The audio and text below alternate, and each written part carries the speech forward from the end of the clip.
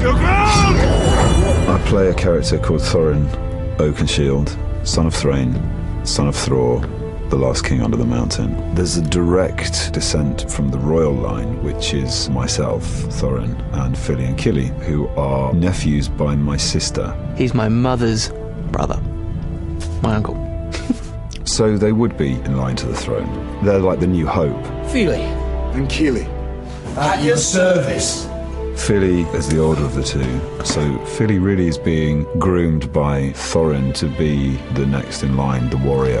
I think Fili especially, you know, he feels that weight of responsibility about potentially what he may become. He is the older one, so he feels a little bit protective of his younger brother. Kili is the cheeky, the more audacious kind of guy.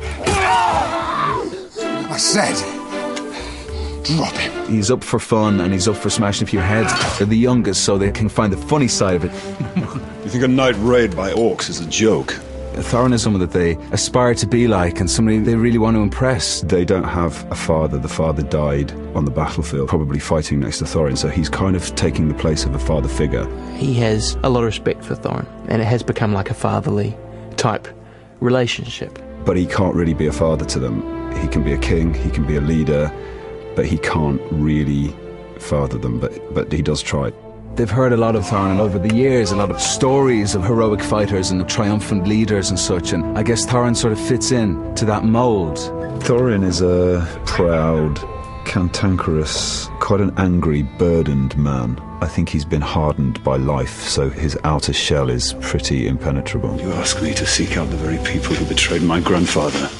The dragon sickness is something which Thorin watched his grandfather suffer from. It's a kind of addiction to gold. It's not for sure that Thorin will be susceptible to it, but I think he has a massive fear that it will.